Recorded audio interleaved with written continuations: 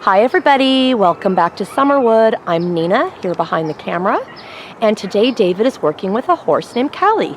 Callie is a mare of sort of undetermined age, breed, and background. She is a rescue horse. We don't have that much information about her that we know to be accurate. What we do know is that she had a rough start. Someone who fancied themselves to be some sort of a trainer had her in all sorts of gadgets with her head tied down to her chest. We saw a photograph of this, so we know this to be true. And whatever it was, it made her extremely resistant to want to do any kind of work, to want to move forward. She was really frozen up, locked up, and shut down. So David's been doing some liberty with her. And it's really brought her into her own. She doesn't like to have any restraints on her. So it's so much better for her to work without any equipment on, and she's been so much easier to work with since we realized that that's what was holding her back and shutting her down was the equipment, because she loves to do stuff. She loves to engage. She loves to try to work on things, but she doesn't like to have any part of the equipment. So someone has asked about part of the ABCs of Liberty, and we had mentioned that one of the prerequisites for doing stuff is to be able to ask the horse to move away from you and then ask the horse to come back to you. So two types of energy, sending the horse away being one type of energy, and drawing the horse back to you being the other type of energy. And when you have these two pieces of the alphabet, these two letters of the alphabet, you can put together so many different types of activities with that. So they are two very important things to have. So there are many, as always, there are many ways to create this. One thing is to use boundaries or objects, or people like to call them obstacles or elements, to where the horse will be on one side and you'll be on the other side to get your point across about sending the horse away.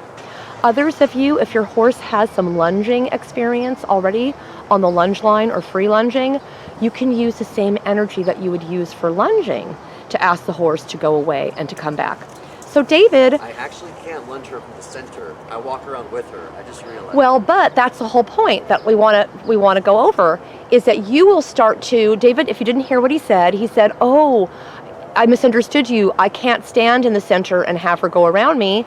Well, that's good, because then we can organically show you how you would build that up to have the horse work away from you or even move away from you. So another way besides what I just said, using your lunging energy or using a boundary or an obstacle or an element for you to be on one side and the horse on another, or setting up a perimeter to where you're on one side and the horse is on another, like cones. You can make a circle with the cones and you stand on the inside and the horse would be on the outside. But what David's going to do is one of the other ways that we can teach this or learn this together with the horse. And that is, when you have them going around with you, you start to go farther and farther away, letting them know with your energy, with your pointing, with your sending energy, that it's okay. You want them to stay out there. You're going to be moving away. So the first thing before they might move away is that you will move away. And that is the way that you will start to bridge this and build this together. So start moving around with Callie on your circle. And show me now, David, how far you can be away from her with her still wanting to be engaged with you. Good. We'll get a very organic lesson here with a horse and a human. I don't like to call it a handler. You're not really handling the human partner, not having any experience with this, which is great. I'm trying to get her back in here. So David's going to try to see if she'll go back on the circle with him. She'll start to walk with him again. Good. Good girl, Good. Kelly. Good. Wow. Good. So David just said, wow, he impressed himself. I did not. I mean, she basically read my mind. Good. David just said something so important. Good girl. Let's highlight that. David, what did you say? She read my mind. She read my mind. I'm sure you have noticed that horses communicate non-verbally with each other. We also can communicate non-verbally with them as well. If you get a very clear picture in your mind about what you want and what you're asking for and what you hope to achieve, it will help you so much. Don't close off your mind to your horse. Invite your horse into your mind. Invite your horse into your mental pictures. Invite your horse into your intention, what you're thinking. Use visualization, use imagery. So he's using his pointer. He's never lunged, Kelly. Little secret, David doesn't even know how to lunge. David's never held a lunge line before. So all he's doing right now is showing her with his pointer, meaning his finger and his arm, where he wants her. Good. I'll say the word out, but he's never used, Out. Yeah, I don't think he's ever used that word, but if he would like to start to use that word, he can use the word out, or he could say, move out, and tell her good girl every time she does move out.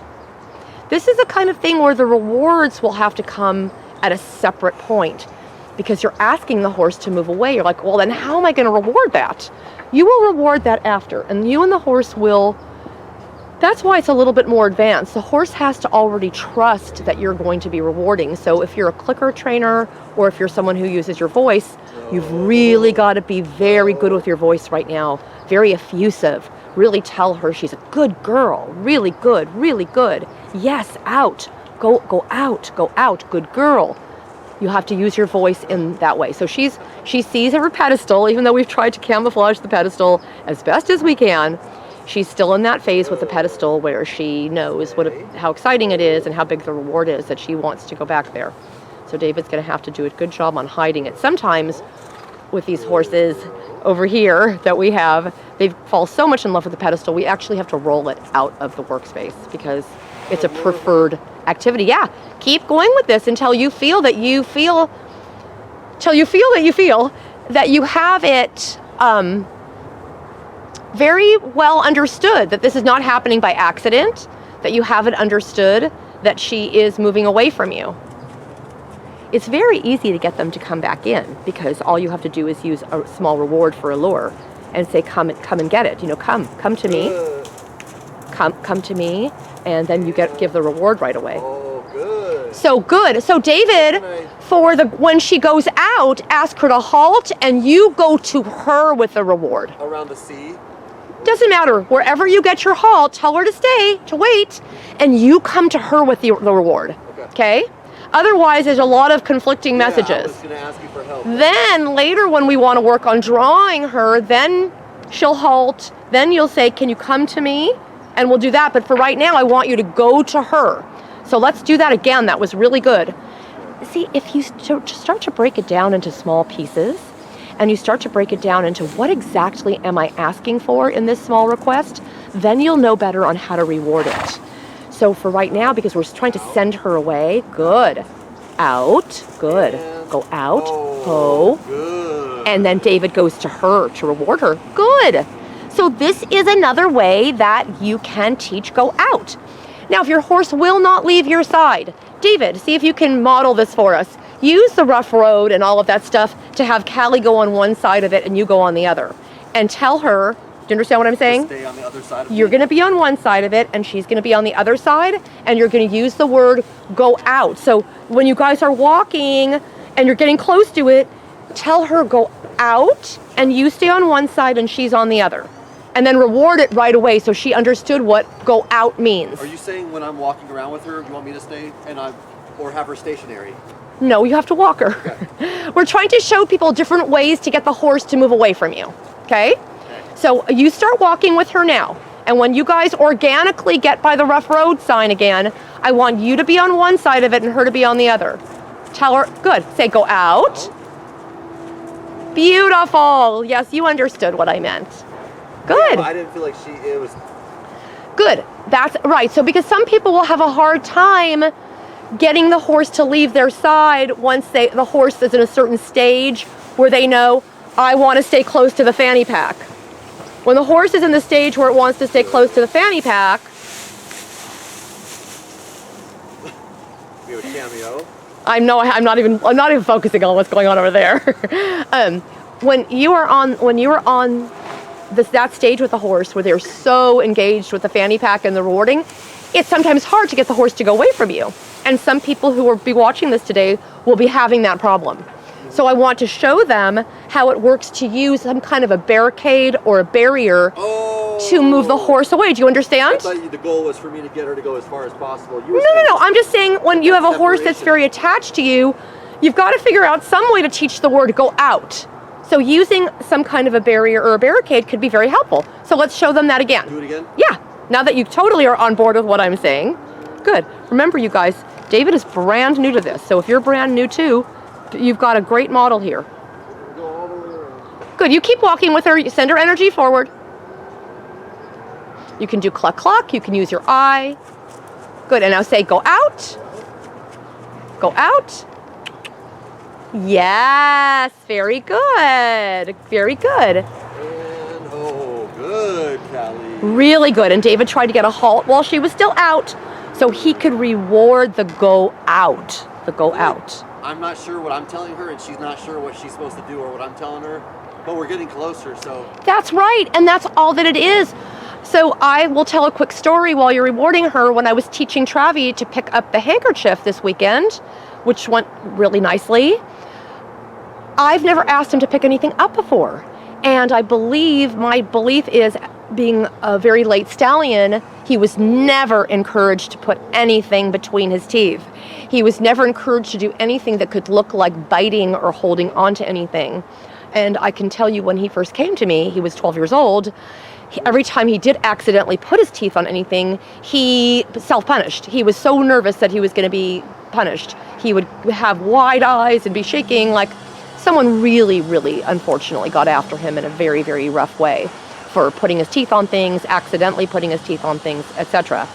So I was almost conflicted, like, oh, maybe I shouldn't teach him how to pick anything up because it's going to open up like a chest of drawers for him of sadness and remorse. But I really wanted to see what it would be like to try to communicate that to him. So I tried many different ways to communicate it to him, so many different ways. And the one thing that I think actually worked was visual learning. I put the handkerchief in my mouth. And I showed him, and many times I put it in my mouth and then dropped it on the table, and put it in my mouth and dropped it on the table. There is no wrong way, because guess what? That's what finally encouraged him to take it into his mouth, by seeing me put it in his mouth. I didn't have another horse that I could, that is reliable. Joe loves to pick things up, but he's not reliable with it. I didn't have a reliable horse that would pick something up, so I had to start from scratch. So I picked it up in my mouth to show him that it was okay to pick it up. And that's how we got there. So any creative idea that you have that is not forceful, will not hurt you or the horse, is totally on the menu. Be creative. Just you have to put compassion with creativity. No putting a rope on someone, or using some kind of a stick to force a barricade between you because you're pointing it into the horse. Like, nothing rough or anything like that, but as creative as you want to be to get the message across. Sometimes I think if you pretend that the horse is an alien that has come from outer space, has no idea of what our language is, how would you ask this alien being to do things? How would you communicate with an alien who has no sense of our language at all? Not someone from a different country where you could maybe, make some sort of bridges, but someone who didn't speak your language. I do believe, because we speak to horses from a very young age, that they do understand a lot of our language, much more than we give them credit for. And that if you've been speaking to them and you do speak to them, that you already have a big leg up on that to use vocal cues. But if you don't, and you're just starting out with all of this, then try to think of creative ways to get your message across. Again, as long as they are safe, and as long as they are not forceful and no one's going to get hurt, I think you can be very creative. Good. Try one more around the rough road sign. So for anybody that has been watching that, they can see one more go about what we're talking about actually using a physical object to create space. So you have to create some momentum. Start the horse at the walk, and then the horse has to stay at the walk, which is great because that's a little bit if you're sending away. So once the horse is sent around it, you can retreat slightly or stop yourself as you're sending the horse. You will stop yourself and you'll come on the other side of it. And just you trying to figure that out is going to help you build some language with the horse. That is going to be very language building. Just trying, it goes back to what we talked about with the cones. It goes right back to the cones. That, can you go over there and can I be here? And once you are over there and once I am here, let's establish a word for it and then let's praise it. So you know it's a thing. This is a thing that I'm actually asking you for. This is going to be a thing that we're going to build on. Okay, I think you need to get away from it and establish your forward. Establish the... Stay in her better direction. Okay. Good. And good. Establish your forward. Send her around again. Look where you want to go, David. And get her more, yes. Don't look down. Don't look at her. Let her, and use your pointer and let her know we're walking. David's going to make a little nice with her. There we go. He refocused a little bit. Try to look up. Good. Good. And be patient. Be patient. Wait it out. I know that David's getting frustrated right now. That's just because I know him. And his frustration is what is not helping. Good. But however you can tell her to go around. Good. Yeah, David. Very good. Oh, good. Very good. Okay? So that is a way that you can teach move away from me. Because if you bridge it together with your energy, your pointing, and a word, it's like anything else that you will teach. Your energy, your pointing, and some sort of a word that you're going to attach to it. Then one day you don't have to have a big barricade there. The horse will go out as far as you want it to go out. You can keep saying, go out, go out, go out, go out. And pretty soon there's a 20-meter circle. They're going around you in a 20-meter circle. This is my first live lesson. Yes, this is your first live lesson with Callie, which is great. We're introducing Callie to the crew. And it's a horse at a different level. I think nothing is next. Fun, right? Yeah, because she didn't do anything. Good She's actually owned by another student who's been away for the holiday, and Callie's done very little the last few days, and it was really important for her to get engaged again, to get her mind back in the game. You did great. Some horses can take a vacation and be like fresh and right there. And some horses have had a vacation and they think, well, I'm not coming back from this vacation. I want to stay on vacation. You have to really know your horse. I can't remember. It was some famous horseman who was a coach for the Olympic team. I don't remember who it is now, who said, know horses. That is important. To know horses is important. But what is even more important is to know your horse. Know horses, but more importantly, know your horse. No two are the same, just as no two humans are the same. There can be a lot of similarities. There can be a lot of general rules that may work, but you will be tweaking those rules to fit your learning style and to fit your horse's learning style. And that is important to remember. You can't say, oh, so-and-so said it was going to work just like this and it's not working. No. Consider everything that you're taught or everything that you're going to learn, no matter how much you're paying for it or if it's free like this, that you are going to have to tweak it to your situation. When you do your tweaking, though, as I said before, you've got to use compassion. You can use as much creativity as you need, but it's got to be compassionate and it can't be dangerous. So safe and compassionate, and again, you never know what's going to work. Don't be afraid to get a little silly. Like I felt a little silly when I put the handkerchief in my mouth the other day, but that's the one that worked. That's what worked. He saw that, oh, it's okay. She's telling me it's okay to put it in my mouth. I can put it in my mouth. So be creative, but be safe and be compassionate. And use everything that you're shown or taught, use that as a template, but realize that it might not be the final thing that works for you. You know, it's sort of like when people make a recipe their own, or people make a song their own. You know, you're going to have to craft it to your learning and teaching style and your horse's learning and teaching style. Because don't forget, the horse is teaching you too, all the time. Maybe you think you're the teacher, but you're not. You're co-teaching, you're learning together. You are partners in learning. You are partners in training. You're partners in education. Okay, David and Callie, thank you for that. And I hope you enjoyed this. I hope you're going to get something good out of it. And I hope that you will subscribe to our YouTube channel so we can continue to make these for you, because we really love sharing our whipless, low stress, low force Liberty with you. Okay, Liberty lovers, thanks for watching, and please subscribe.